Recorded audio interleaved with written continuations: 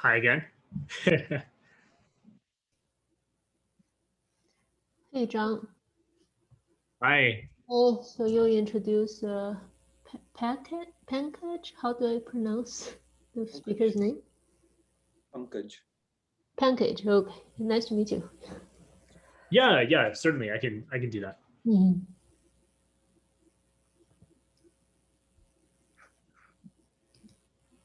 It's like 16 months later, and giving a Zoom seminar is still as strange as ever. Yeah, it's a weird experience.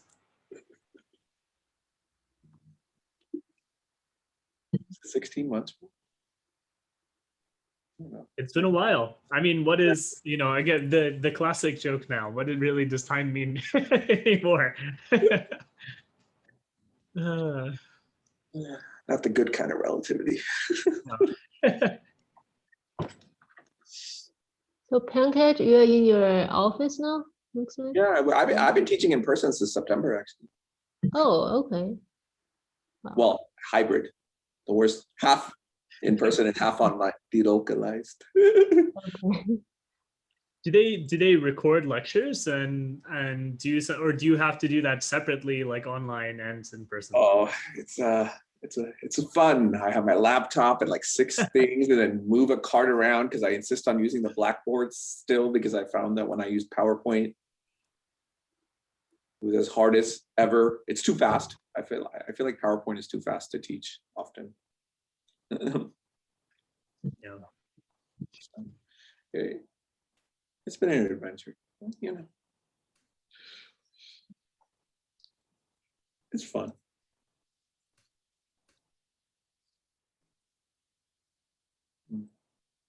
I think we usually wait a couple minutes past 3:30. Sure. I think everyone's tired of Zoom seminars, so thank you all for coming out. I appreciate it. One thing that's a constant between the old world and the new world is that it always takes several minutes for people to kind of like filter into to come to the colloquium. So yeah, I think people were really on time, like the first month of Zoom, at least in Boston, and then everyone figured out, oh wait, this is the same as the old world.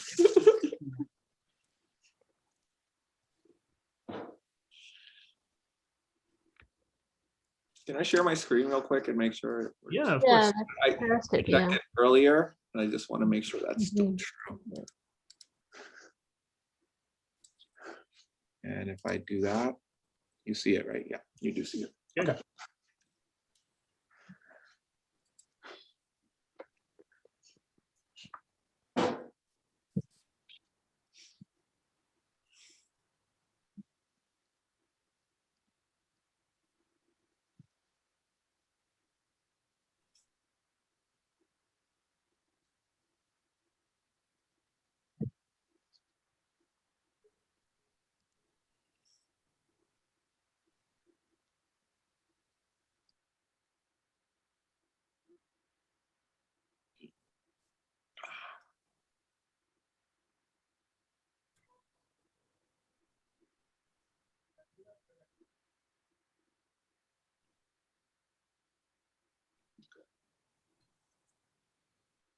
Is it hot there yet in Riverside yet?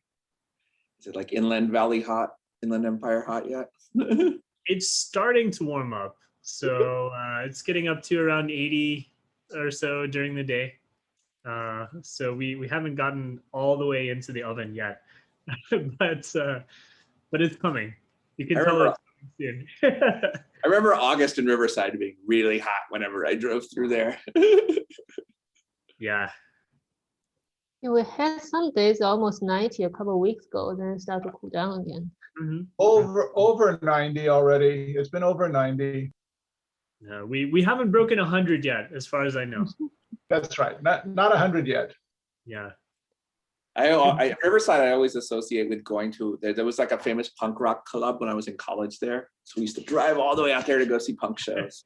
It was fun. But I associate Riverside with in my head. An hour and a half, 2-hour drive to go see a show. Oh yeah, especially if you're driving in the evening, you're driving to the east. That's going to be a tough drive.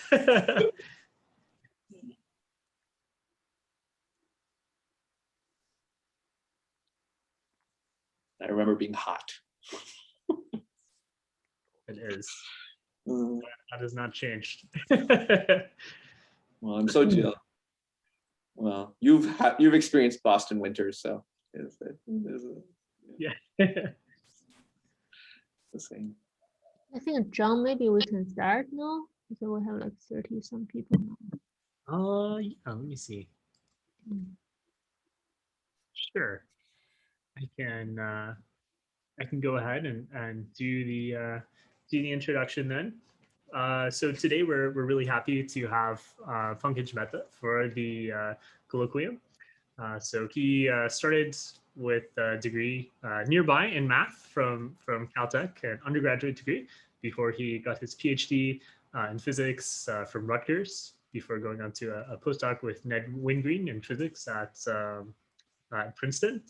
Now he's professor of physics at Boston University, and he has really broad interests across many different areas. He's worked in condensed matter theory and also in statistical physics. And now his research focuses primarily on biological questions, biological physics.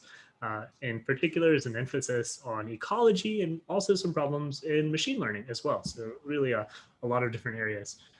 He has received many different awards, including the Sloan Fellowship, Simon's Investigator in Mathematical Modeling of Living Systems, and also a Mira Outstanding Investigator Award from the NIH. And really happy to have you here, or virtually, and looking forward to your talk. So with that, let me turn it over to Pankaj. Thank you, John. Thanks so much for having me. That is that's the most kind introduction I think I've gotten. Usually people just say I'm weird, but that's okay. So thank you so much for that introduction. Let me say, if you have any questions during the talk, please interrupt me. It makes the talk much easier. And so thank you again for coming out. I know everyone has Zoom fatigue, like way into this pandemic. So I'm going to tell you about some thoughts I have about being a theoretical physicist at the frontier with biology. And I think that what I hope to convince you in this colloquium is that actually biology represents a very rich place to find interesting and deep problems about statistical physics and theoretical physics in general. So why would a physicist want to study biology? So, the Schrodinger, like a lot of many of you might know, after he was done inventing quantum mechanics, kind of wrote this very influential essay called "What is Life?" And it's actually really worth reading because it's kind of interesting. And his answer was, life is things that feed on negative entropy. So if that seems mysterious to you, you can go read the essay. It's kind of interesting. But what I want to share with you was another quote from the Schrodinger essay, where he says that living matter, while not eluding the law of physics as established up to date, is likely to involve quote unquote other laws of physics hereto unknown, which, however, once they have been revealed, will form just as integral a part of science as the former. And I think what Schrodinger was alluding to here is that somehow intuitively, we all know that living matter and inanimate matter are very different from each other, but how we can characterize and define that difference is very hard to do. And we'll come back to this quote later in the talk, and I'll tell you my take on what this kind of means. So what interests me really as what I would consider myself primarily as a statistical physicist about living matter as opposed to inanimate matter is that it's inherently complex. It has tons of examples of emergent phenomenon that can't be reduced to the behavior of the individual parts that make up the whole system. Biological systems regularly self-organize, and importantly, they function out of equilibrium, right? And in that way, living systems seem to defy many of the properties that that characterize the kind of physical systems for which we have great theories. So just to give you a sense of the kind of crazy things that are going on in biology right now. So here's a paper that, though I haven't managed to actually do any theory on this, this is a system that really motivated a lot of my thinking when I first started a group. And this is a paper on basically a self-organized system that basically makes what's called the optic cup. And this is just a part of your eye, part of your eye right here. This is called the optic cup. And what's amazing about this kind of crazy system is that what people did was that in a petri dish, they just put together one kind of cell. And this was a very special kind of cell called a stem cell. And stem cells are cells that can turn into any other cell type, right? So you just put a bunch of cells in a petri dish.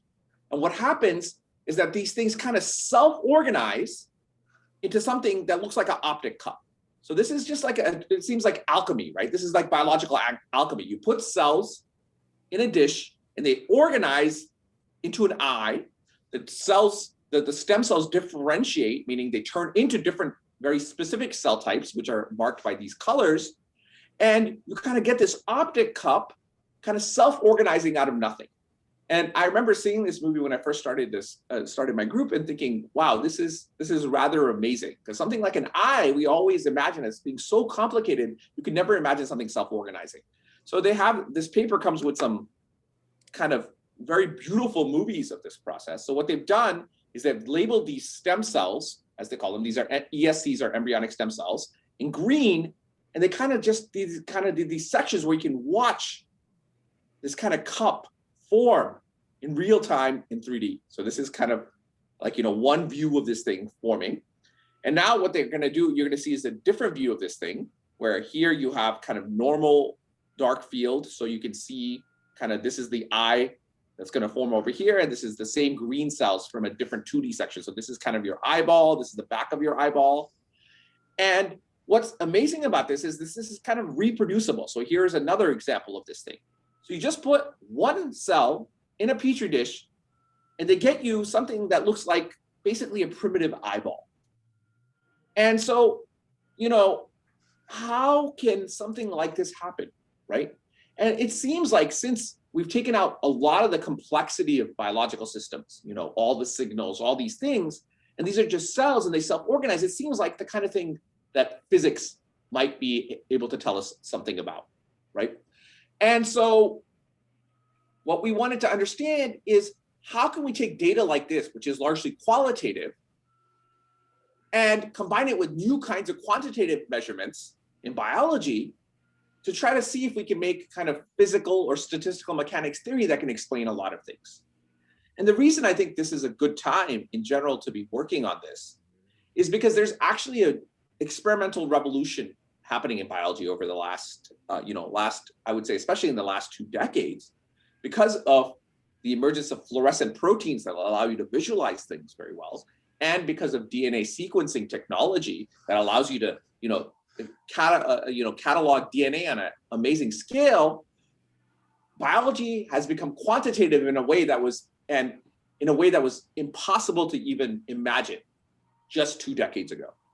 And so what's interesting about biological systems is that we can measure things across all kinds of scales. So we can measure things at the level of, single DNA molecules. We can measure things at the level of proteins. We can measure living cells. We can measure all kinds of communities of cells. And so what's amazing is that these quantitative measurements occur at different scales. And I think one of the challenges we have as physicists and statistical physicists is to understand how we can think about levels of self-organizations at different scales and connect them to each other. So, just to give you a sense of what's happening in quantitative biology right now.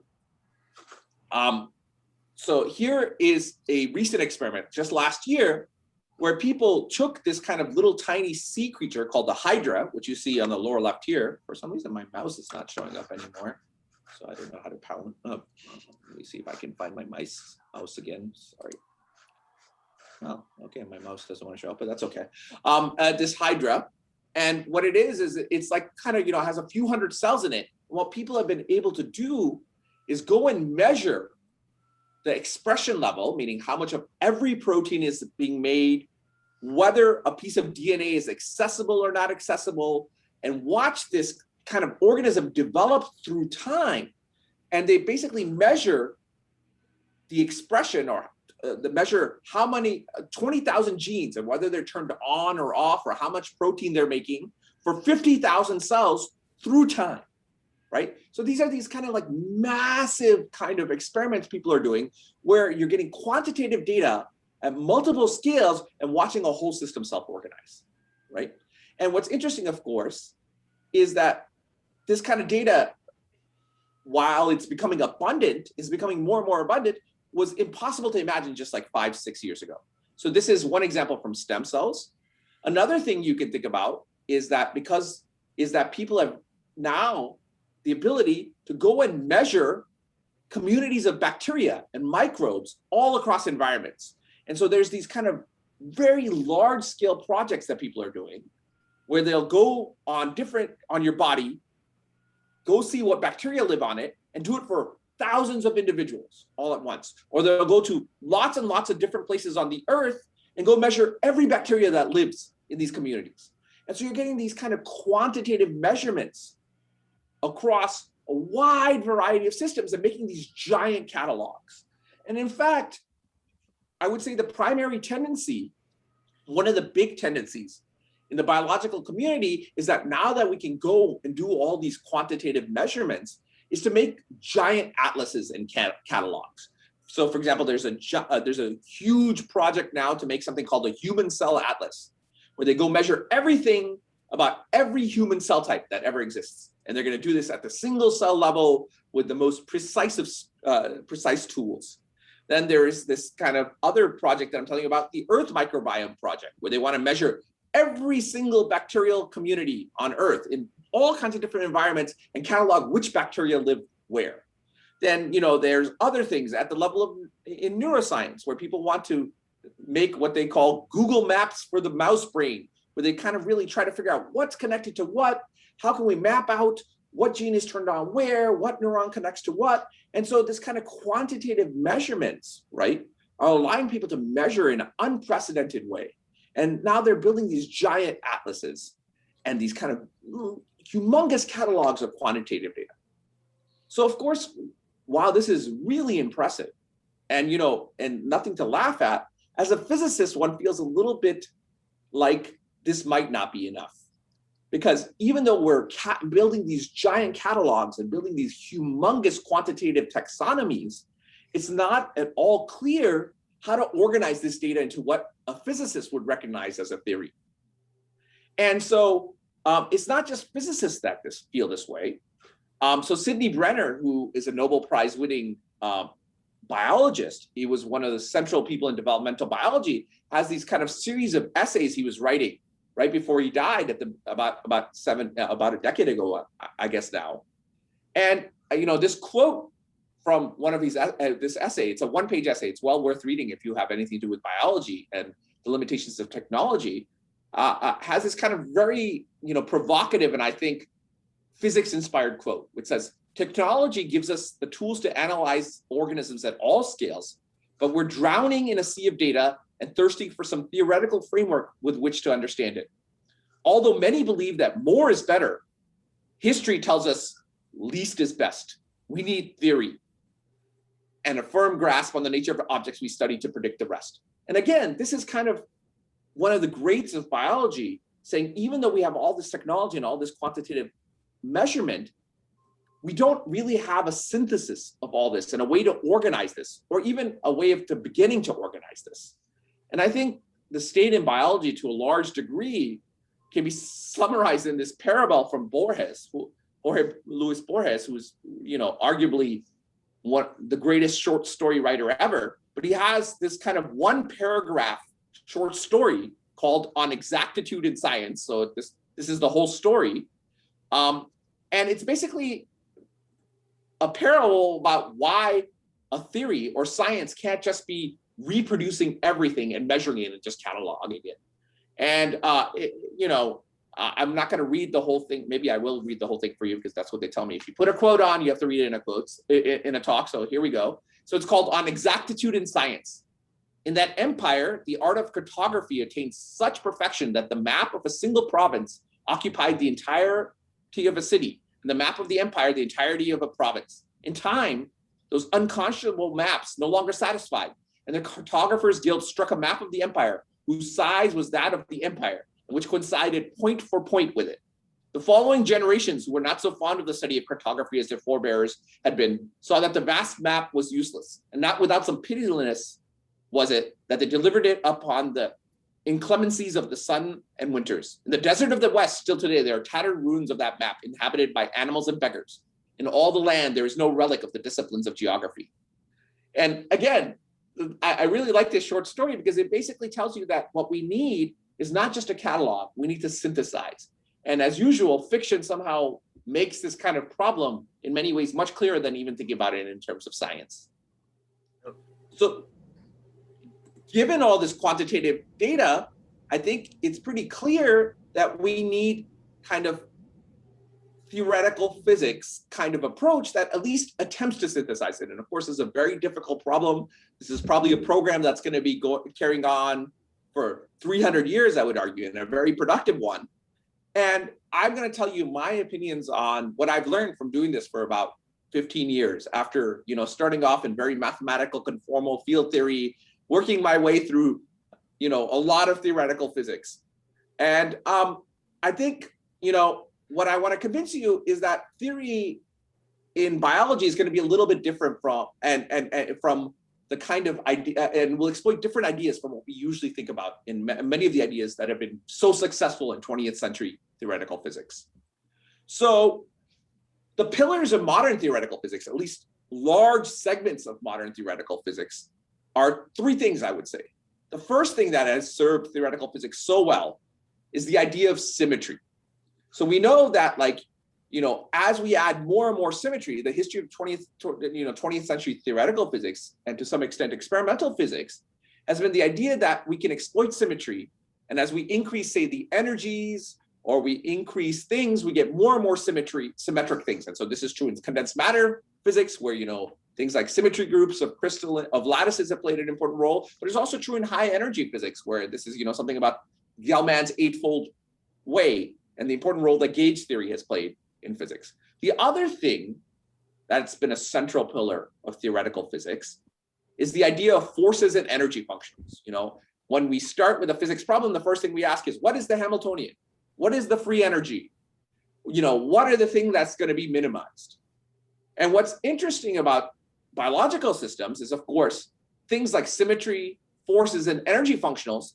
In most of the problems we want to study, though not all, there are really interesting problems like virus assembly and other things where these things still hold. But in most of the stuff we want to study, say, like a microbial community, or the development of different cell types in the body, it's unclear how we start using things like symmetry or energy functionals, or even forces, because these aren't problems that involve these things, right? Biological systems, at least the kind of problems that I have been focusing on, are often, made out of heterogeneous components. They function out of equilibrium. They're historical products of evolution. And for this reason, it's hard to fit them into the usual framework of theoretical physics, at least the dominant stream of theoretical physics. And so the question, I think, becomes, how do we do theoretical physics, or dare I call it theoretical biology, without these kind of three theoretical pillars of symmetry, forces, and energy functionals that have really, been the foundation of many of our most successful theories in the physical world? And I think, coming back to this quote from Schrödinger I started with, I think that this is maybe what I interpret as Schrödinger meaning about other laws of physics, right? Because the laws of physics we've worked with mostly focused on these things, but biological systems, at least many biological systems, largely, you can't rely on these pillars. So that's that. And so, what I'm going to argue to you is that one promising approach for this, and it also comes out of a kind of a more statistical physics stream of theory, is to exploit the deep relationship between randomness and complexity. So let me take a sip of water. Sorry. So what do I mean by that? Right. So this kind of relationship between randomness and complexity, I think the first really prominent example of this can be traced back to Eugene Wigner, who was, of course, one of the great minds of the 20th century, central to many things in quantum mechanics. But I would argue the most kind of crazy, wild, and interesting thing that Wigner did was that in 1956, there was, in the 50s, there was obviously a lot of interest in understanding uranium. It was the birth of the nuclear age. Two nuclear weapons were proliferating. People really wanted to understand the structure of uranium. And the thing that makes uranium really, really difficult to understand, of course, is that it's a really complicated atom, right? It has 96 protons, 146 neutrons, 92 electrons. And in principle, we could understand the quantum mechanics of this by just writing down Schrodinger equation, right? With some Hamiltonian that had all these kind of, terms for all these kind of subatomic particles. All these, not subatomic, subatomic particles, protons, neutrons, electrons. But of course, such a theory is completely intractable. We wouldn't even know what to do with this. So Wigner kind of had this kind of very crazy idea, right?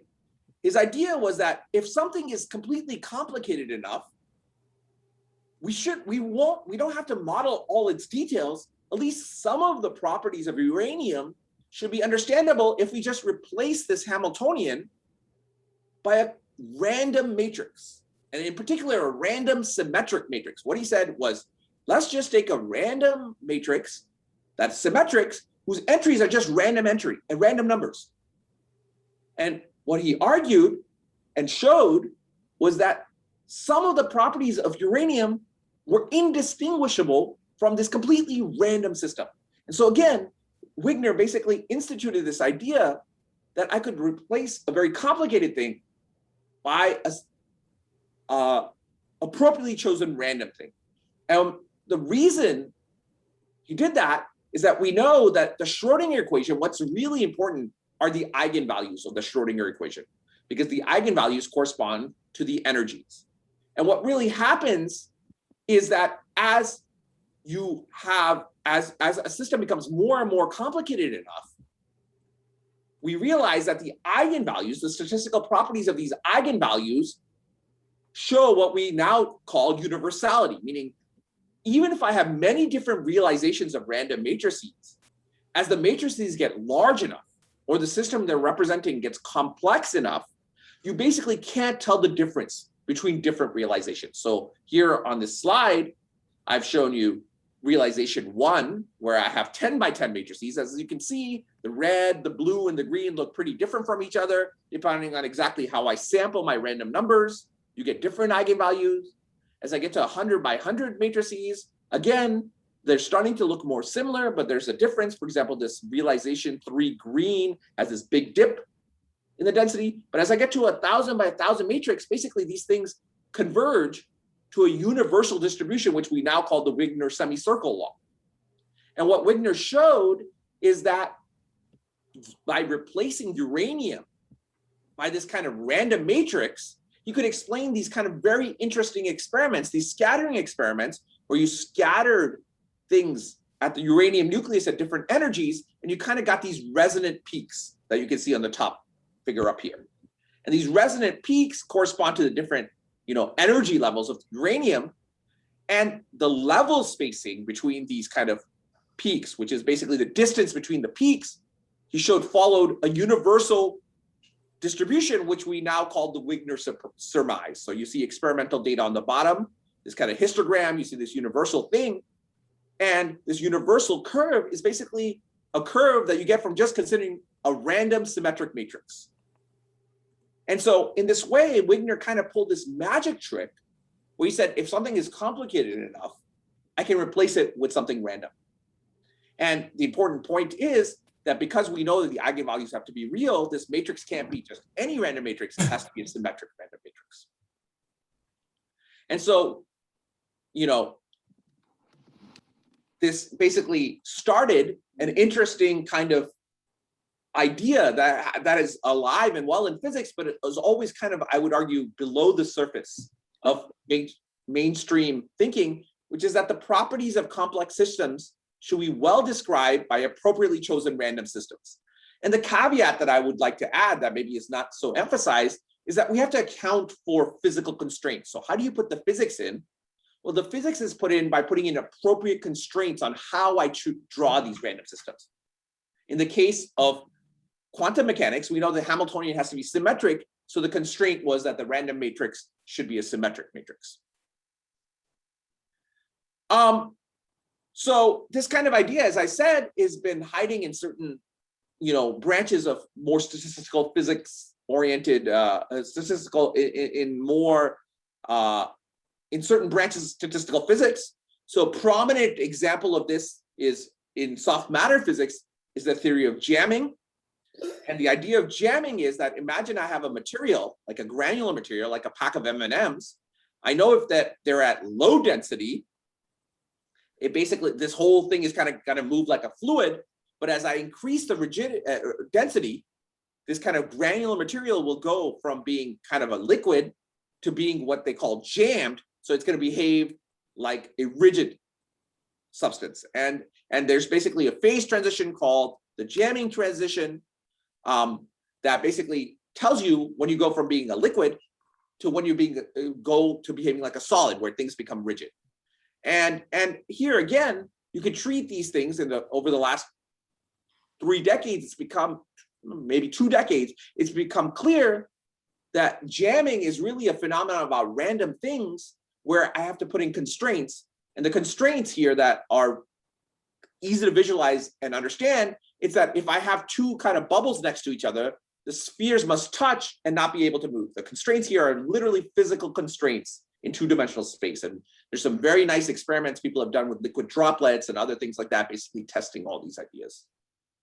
So another place where this idea of thinking about randomness and constraints that's been really prominent is kind of out of this kind of very beautiful statistical mechanics that's come out of Italy and Paris, where people have been thinking about, things like random constraint satisfaction problems and spin glass theory. And so these are basically things like random coloring problems. So take a graph, I have to color them with color the vertices, and I can't let 2 colors touch each other. That's a constraint. How do I do this? Random k-sat. And these things, if you're interested in this, it's a really rich literature. And it's played a really important role in kind of understanding how modern machine learning works. And what's really interesting about all this stuff is this picture all the way to the right of these black dots. But it basically tells you in these constraint satisfaction problem, what happens is that if I ask how many solutions do I have to this problem of having a random matrix with some constraints, have some equations with some constraints, if I don't have that many constraints, they're easy to satisfy.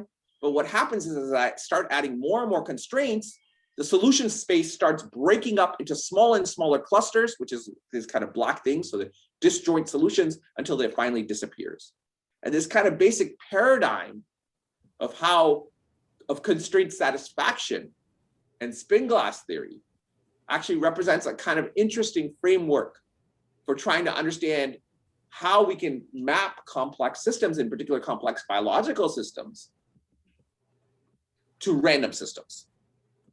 And so, again, the nice thing about all this stuff is that you realize is that complex systems can be thought of as random systems plus constraints. And what's interesting is that there's no symmetry, because it's really about randomness, and there's no energy functionals that are needed.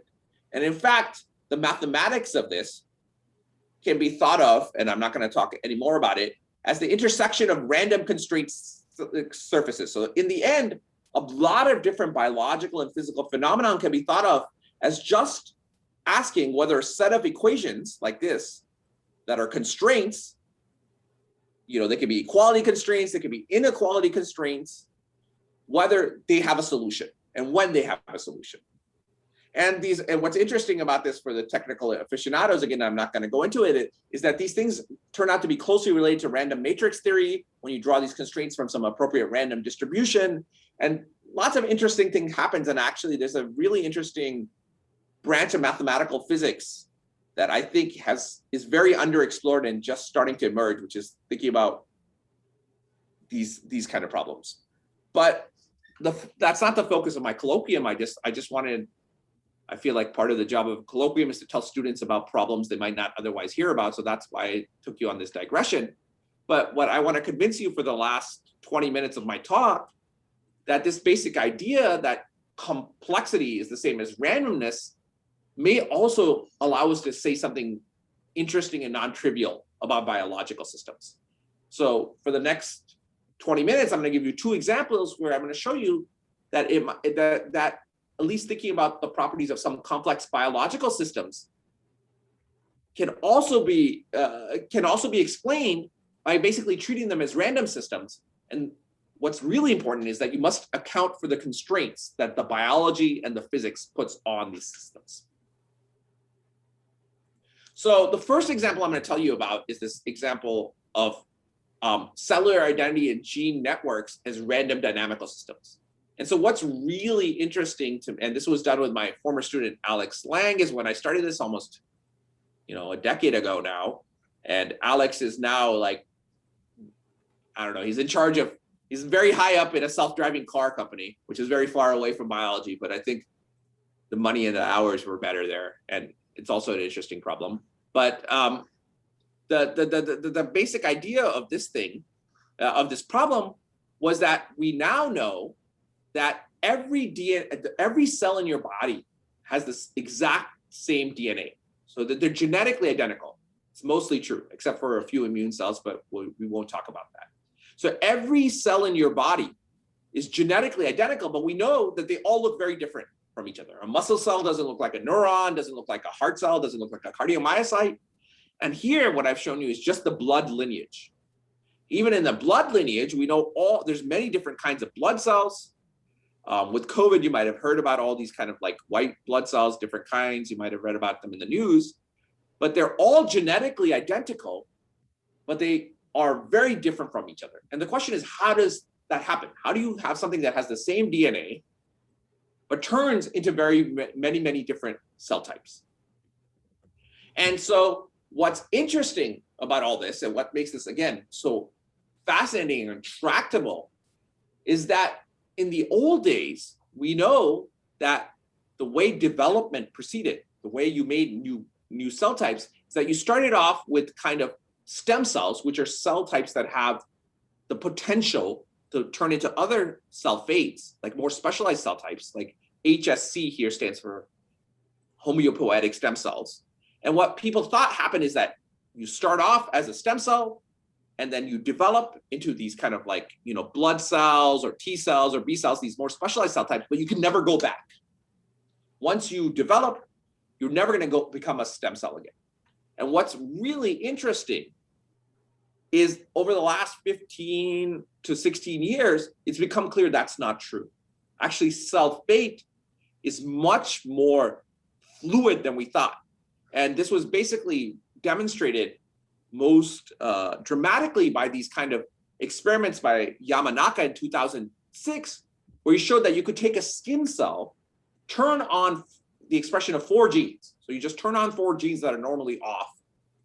And you could turn a skin cell back into a stem cell and then make any other cell type you want from it. And Yamanaka did this in 2006, and just 6 years later, he won a Nobel Prize, which is unheard of in biology to win a Nobel Prize 6 years after a thing. But that's how revolutionary this was, right? And it became clear that we shouldn't think of development as a tree where you go from less specialized to more specialized, but instead, we can go back and forth by turning on genes on and off. We can actually transfer between cell types pretty easily. And so because of these experiments, and these are called cellular reprogramming, what's interesting about these cellular reprogramming experiments is, as I said, you start off with a skin cell, that's what a fibroblast is. You turn on expression of specific cell type specific genes or proteins. And stochastically, after say 2 or 3, 4 weeks, some small fraction of these cells turn into these kind of stem cell-like pluripotent cells. And what's interesting is that sometimes you get the cell type you want. These are called IPS cells, induced pluripotent cells. But sometimes you get stuck in a new cell type that doesn't actually exist in the body, but seems to be stable. So these are called partially reprogrammed cells that people were very interested in for a while, but have been less interested in now. And so this kind of idea that cell fate wasn't stable, it seemed to be self-organized, basically reinvigorated, even among the biological community, this idea that we should think of cell type as attractors of a dynamical system. And that what we should think about is that you kind of have this kind of crazy interaction network between genes. Oh, I forgot to put the citation. This is from Applause Computational Biology Network. So you see this kind of graph on the left. Every node there is a gene. It turns on and off other genes. And the idea is that this kind of regulatory network self-organizes, and the attractors of this regulatory network correspond to the different cell types I see in this kind of in this tree up on the top. And this kind of idea of a self-organized dynamical system is not new. Actually, developmental biologists, before they knew about DNA and genes, so there's a very famous one called Waddington, was already kind of making these metaphors that we should think about development as a ball rolling down a developmental potential or a hill, and this kind of surface, this developmental potential is actually an emergent property that kind of emerges from the interactions of some kind of biomolecular thing, genes and other things we call biomolecules. So again, the idea is each cell type that you see, a skin cell or a neuron or a muscle, corresponds to a different attractor of this dynamical system, which is basically genes and proteins turning each other on and off. So again, this is very complicated. It involves thousands of transcription factors, which are genes that can turn each other on and off. Lots of epigenetic modifications, chromatin modifications, lots and lots of detailed biology.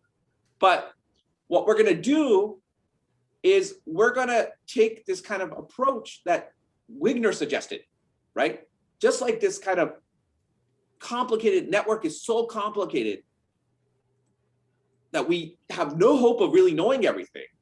Just what we're going to do, and this is similar to uranium, which has so many electrons and protons and neutrons that we had no hope of actually solving the Schrodinger equation. So what Wigner suggested is that we could replace uranium with a random symmetric matrix. And what we wanted to explore was this idea that I could take this very detailed biological network that lots of experiments went into making every error on this kind of network and replace it with a random network.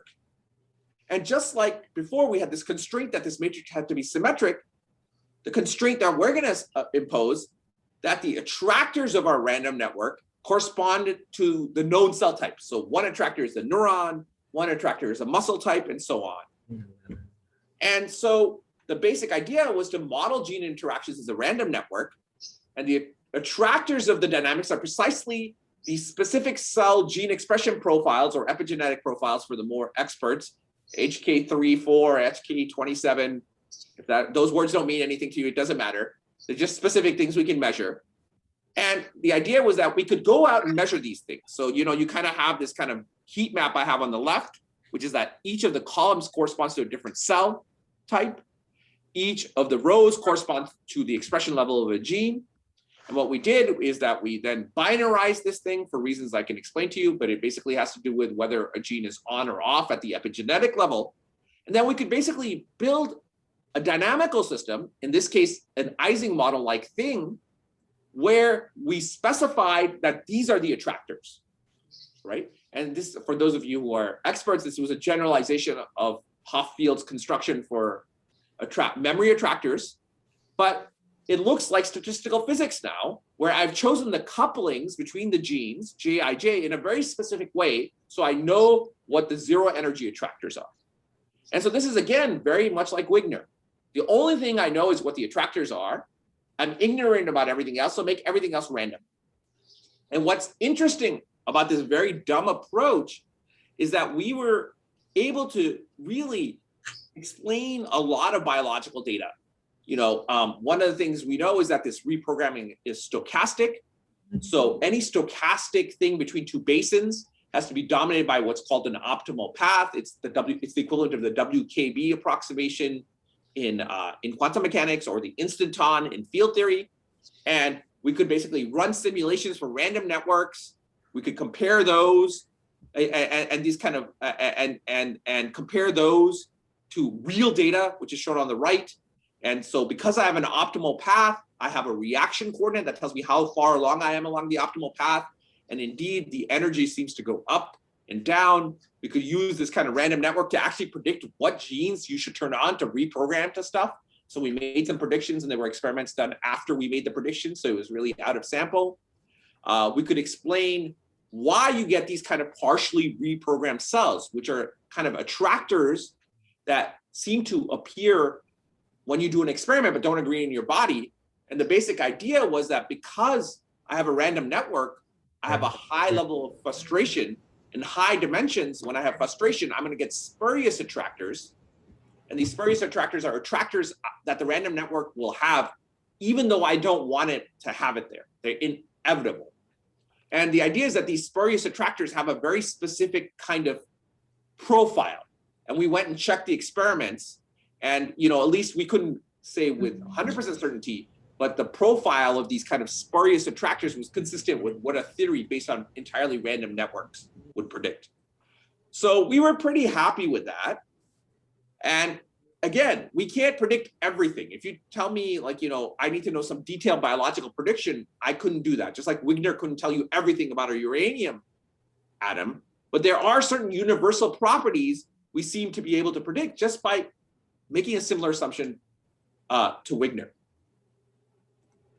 So a second example of this we did is in a completely different setting, which is in the context of microbial ecology.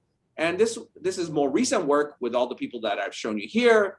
Most of what I'm going to tell you is kind of in this PLAWS computational biology paper that is not in red for some reason, and this science paper in 2018, where we designed a bunch of experiments based on this theory, and somehow it all worked out really well, surprisingly.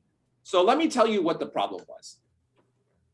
So the problem again was that people have been going out, as I told you in the beginning, and going out and measuring lots and lots of properties of microbial communities. So what they'll go do is they'll go to some bacterial community, sequence it, and measure what bacterial species are present. And what was interesting is, and this is again the Earth Microbiome Project, so this shows you, all the places they've sampled. You see that they've sampled lots and lots of stuff. This thing keeps on going. And what's interesting is that from doing all these kind of large scale surveys, there's some kind of really reproducible patterns they find.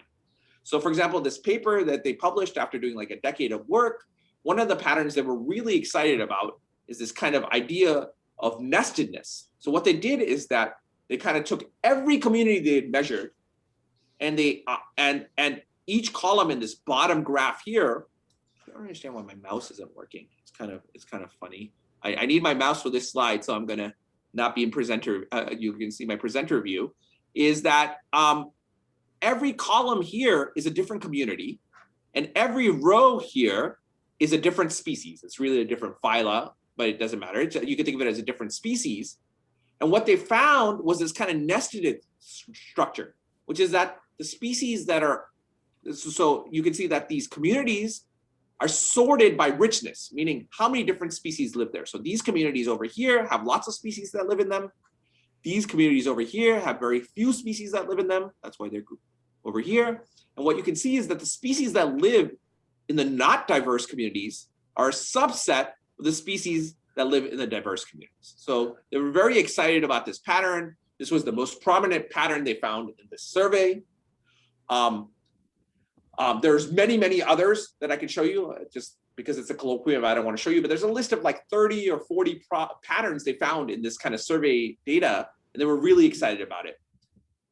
Similarly, people have started doing kind of lab experiments on microbial ecology. So what they did is that people will go take like communities that they find in the ocean, grow them up on these kind of like beads, and watch what bacterial species pop up as a function of time. So again, I'm sorry for doing this, but here you basically have time on this axis. So you take the same ocean community, you grow it on different carbon sources, so just in different environments. And then each of the rows here is a different community, and you ask what happens in time. And what you see is this kind of effect where certain species colonize these kind of beads early, and they kind of get replaced by other species that come and replace them. So this is the idea of succession. You kind of see this over and over again. There's other patterns on the right, where if I grow things on carbon source A, agarose, and then I grow them on alginate, the community on grown on where I put both these things together looks like a linear combination of the separate communities. So there's a lot of patterns like this people are measuring. You don't have to know what they all are, but I just want you to know there's 30, 40 things like this. And we wanted to understand, can we explain these patterns using a similar idea as Wigner? And so the central kind of constraint on microbial ecology is put in by cellular metabolism. And what cellular metabolism is that bacteria survive by eating small molecules and then using a fraction of the energy in those small molecules to grow, and then spitting the rest out, right? So you have this input flux of small molecules, they kind of use some of the energy, and then they spit out other small molecules. But what's interesting about bacteria and microbial ecology is that what is a waste of one bacteria is the food of another bacteria. So they're always kind of eating each other's metabolic byproducts. And so you kind of have this self-organized system where things are eating carbon molecules, spitting out carbon molecules, which other bacteria eat, and then they spit out other carbon molecules. And you have this kind of very complicated metabolic kind of interactions that are basically driving what species can live together. And of course, what makes this kind of difficult is the exact nature of what's being eaten and what's being spit out is really complicated. So biologists have spent a lot of time exactly mapping out, what gets converted to what. And this is very interesting biochemistry. So for example, you can go to this thing called the KEGG database, and they will give you full-scale models with thousands of reactions and thousands of metabolites, as they're called, small molecules, that tell you what gets eaten by what for what species. And these things are super complicated, super well annotated. They're worked out. They help you answer a lot of important questions. But we wanted to ask, for these large-scale patterns you see in these kind of surveys, does any of this really matter? So again, inspired by this idea from Wigner that we could take something complicated and replace it by random, what we said is, let's take this kind of crazy metabolism where certain very particular things get eaten, very particular things get spit out, and let's replace this kind of by random matrices. In this case, two random matrices. One is a random consumption matrix that tells you what molecules each species eats, and the other one is a random metabolism that says, when I eat a certain kind of molecule, what other molecule I spit out. So I've replaced all this complexity again by randomness. And now what I'm going to do is I'm going to actually put this in some kind of dynamical system.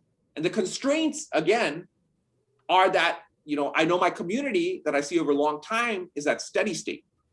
And so what I've done is I've basically taken a classical ecological model, which says that things eat molecules and then spit out other molecules.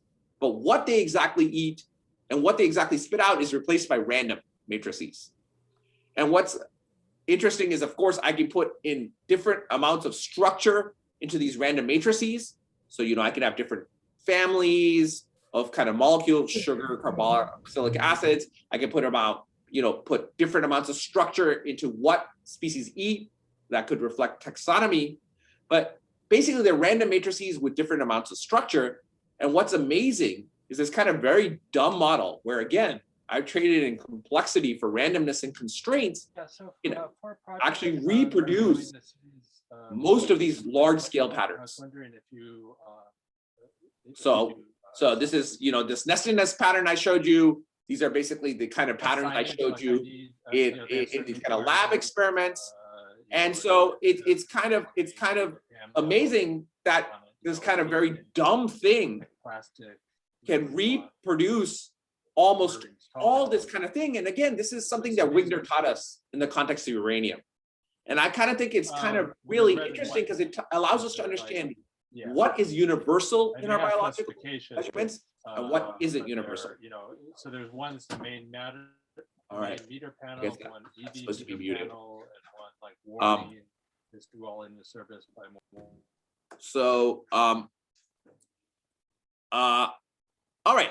So far I've told you about biology, but what's interesting is, as John likes to say, I like to dip my hand in weird things. So somehow, when I was thinking about all these ideas, and I was also thinking about machine learning, we got interested in this other problem that has very little symmetry, very little energy functions, and that was the idea of quantum control. And so we kind of published these kind of two pretty interesting papers, I would say, in PRX and PRL.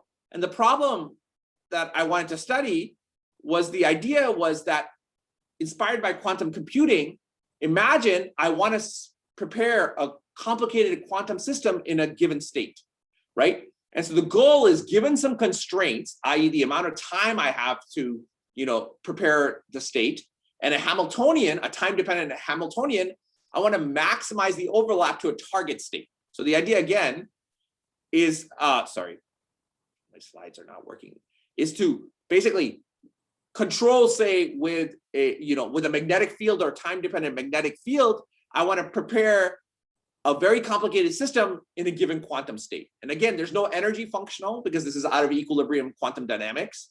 And there's no symmetry because I'm basically doing this kind of crazy quantum control problem. And what is interesting is, so for example, for concretely, we studied these kind of transverse field Ising models where you basically had a transverse field, quantum Ising model where I could change the magnetic field in the transverse direction in time.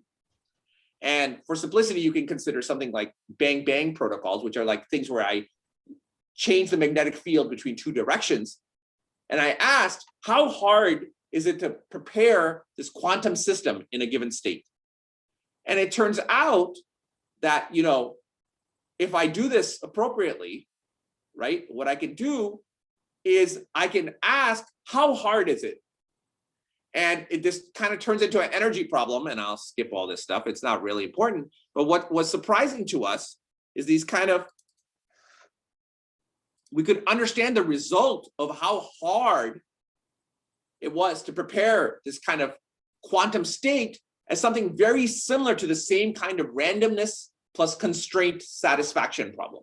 So in something very different from biology, which was quantum control, once we let go of symmetry and energy functionals, we kind of ended up thinking about the problem, and the problem ended up looking in the same way, that we could trade in the complexity of non-equilibrium quantum dynamics for randomness and constraints. So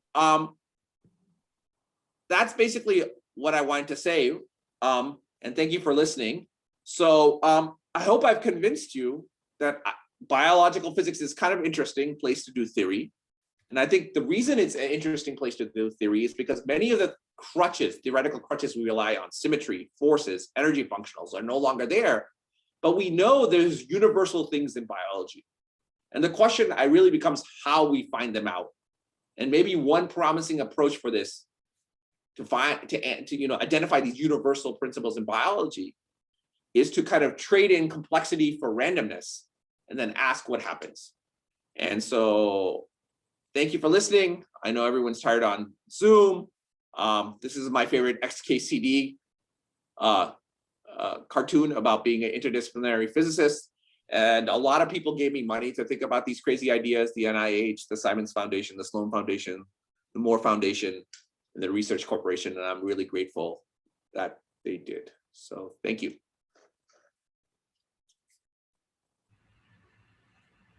All right, thanks, Pankaj, for a really interesting talk. Let's see, let me open for questions. I see Mike Mulligan, you have your hand up. Yeah, so thanks, a great talk. So in the last part about this quantum control, are you saying there's some perhaps connection? I mean, between these classical random systems? Yeah, yeah. So I skipped over it because I feel like the talk was getting too long. But yes, so the basic idea is in this PR. So what we did, so just to tell you, is we took a transverse field Ising. That's my student's slide, so they're animated. I can't tolerate animated slides. But what we basically did was take a transverse field Ising model, right? And we asked, how well can you prepare a given state? And what we did at first was actually use machine learning. We used reinforcement learning to try to find these protocols because we didn't know how to do it.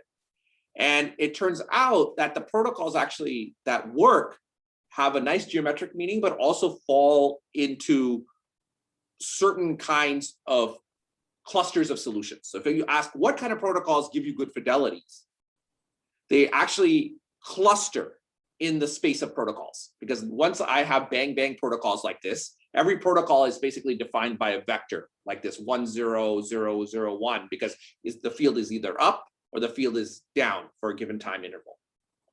And what's interesting is that if you look at the space of protocols that can give you high fidelity states, they kind of, depending on the amount of time I have to prepare the state, they kind of break up into kind of either discrete solutions, which are basically like protocols that are very similar to each other. If I have short times, meaning I have lots of constraints, but as I increase the amount of time, basically all the protocols look indistinguishable from each other. They all look the same. And this is very similar to these kind of constraint satisfaction problems, where if I put too many constraints, right, the solution space kind of breaks up. But as I relax the amount of constraints, the solutions can all be deformed to each other. So there seems to be some very deep relationship between this kind of the space of quantum protocols that can give you stuff and these constraint satisfaction problems, with time, the amount of time you have to prepare the state, playing the analog of how many constraints you have. Yeah, so that we explored this quite a bit in this PRL. Okay, and just follow up, just, you know, the starting state and ending state. Yeah. Obviously there's some constraints on, you know, new products, Yeah, something like that. And like, I guess I'm interested in this. There's no analog for, like, you know, an entangled state or something. Yeah, so these are entangled states. So if you go to my website, yeah, you'll see there's a bunch of movies. We measure the entanglement. There is entanglement. They seem to stay on a low entanglement manifold for reasons that are unclear to us. Okay. Some of the states seem to go actually up in entanglement and then back down in entanglement. So that was the fun thing about, we trained a machine learning, a reinforcement learning agent to do this. And the reason we did that was because we thought it would be unbiased way of, we wanted a way of sampling the space of protocols that could give us a reasonable fidelity without biasing it. But it turned out that even if you didn't bias it that much, there's strong geometric constraints, at least in the 1 and 2 qubit problem. Once you get to the, you know, I think the largest we did was 13 or 14 qubits, not too big, something that where you could still run it on a reasonable cluster.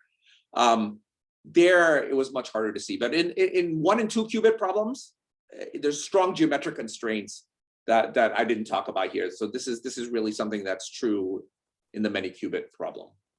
And in the 1 qubit problem, it actually turns out that what you have to do is that you start, if you have a block sphere, the machine learning protocol and everything you do basically learns to go to the hemisphere, then do something like a pulse, like a Rebbe pulse. So then it just rotates along the hemisphere, then comes back.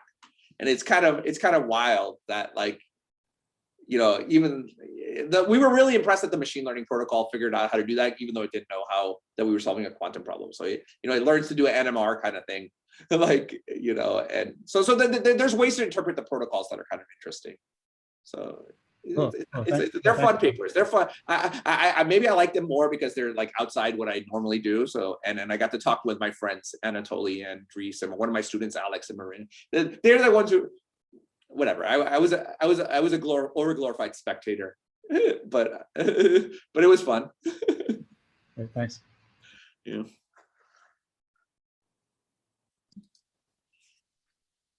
All right. Other questions? Hi, I have one quick question. Thank you for the talk. Could you perhaps speak to any medical applications that you're aware of for this? Sure. So one of the things I didn't talk about, which was very practical, is that stem cell thing. One of the things you have to do in order to make these random networks is that they naturally give you a way of basically characterizing the fidelity of the cell type you make. So one of the things that's going on in medicine, and especially in personalized medicine, is people want to make cell fates, right? So the place that first thing we're going to get is like personalized livers, because liver is actually a pretty easy thing. But what you want to do is that the way they do it is they dump in certain chemicals, or you overexpress some genes, and you want to get to a given cell fate. But the thing that happens in practice is that the thing you make isn't quite exactly the thing you want to make, that you find in the body. And so we're using these kind of ideas, not exactly this random network, but basically the same mathematic inspired with these random networks. We've developed a way of classifying the fidelity of the cell types you're making. And actually our collaborators at the medical school are using this to try to engineer lung cells, like particular lung cells. So it's not really the approach, like often in physics, like the random network thing forces you to a certain mathematical framework. And that mathematical framework actually gives you a really good way of globally classifying how close you are to a given cell type that you want. And so we've published I don't know, I can share my screen, but there's like, we have a series of papers, if you go to my websites, where we kind of use this kind of mathematics to classify how close you're getting. Because if you want to use this for medicine, these kind of personalized medicine especially, or you want to make artificial lungs out of these stem cells, you need to know how close you are to the in vivo state. And this kind of mathematics naturally gives you scores for that. So that's why the doctors will talk to me, not because I scream at them about random networks. Yeah, great, thank you. Yeah, and it sounds like this can be applied to a really wide range of biological systems. And I'm familiar with the application of statistical physics in things like neurodegenerative, age-related diseases, protein clumping, and things like that. Do you see that as being applicable to any of those kinds of fields? Disordered proteins, maybe. I mean, protein folding was another place where people did this. So this is what Wolinus and you know, Jose Owenchich. So I would say the theory of protein folding in its very abstract level was very much this. So that they did map it to basically random energy models and SK models. So the theory of protein folding, as a physicist would understand it, as opposed to the engineering of specific proteins where it's become a machine learning problem, was very much used like this. Yeah, so that was another place that I could have put in the talk, and I probably should have, but I didn't. So that's another place where this whole idea was a die. So instead of thinking of a very specific polymer, let me think about a random polymer and ask when will it fold. And I think many of the intuitions we have about how proteins fold, which is funnel landscapes, is from random things. So that's another place where it's been used. Yeah, but I think for like medical applications, often what happens is the math inspired something more engineering and practical, right? Like I think there's a difference between being a physicist and an engineer, and what you hope is that the physics theory points you in the right direction for a more engineering and precise mathematical thing. At least that's been my experience.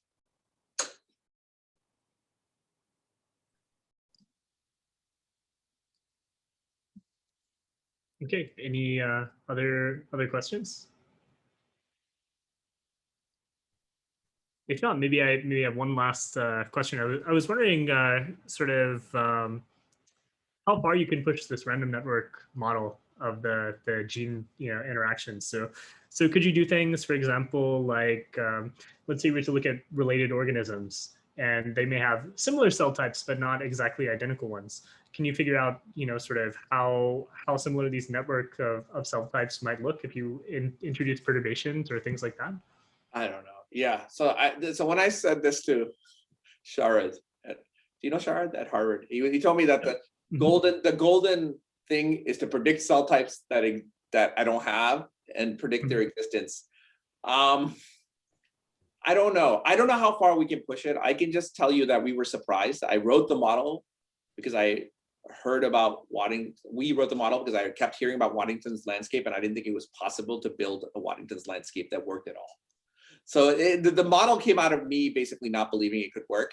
So it works okay. I don't know. We're trying again. So what we're really pushing, the real prediction of the theory, the only real prediction of the theory that's not beyond linear algebra, is the existence of spurious cell types that don't exist in vitro. And we just got a grant with my medical school collaborators to try to study this in the context of lungs. So we think we see them in some lung experiments. So that's where we're trying to push the spurious.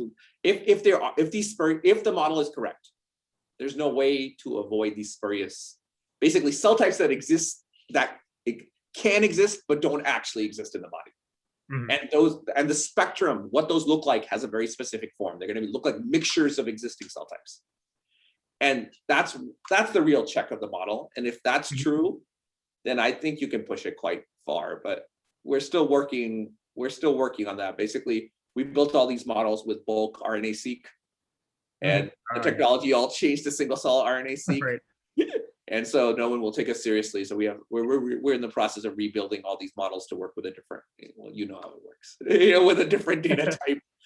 And so we'll know in 2-3 years how far you can push this, whether I really believe it or not. Right now, I'm cautiously optimistic that I have something to say. If I see these spurious cell types, then I really believe. I'll be a true believer, as they say, dangerous true believer in mathematics. Yeah, it's exciting. Sounds really interesting.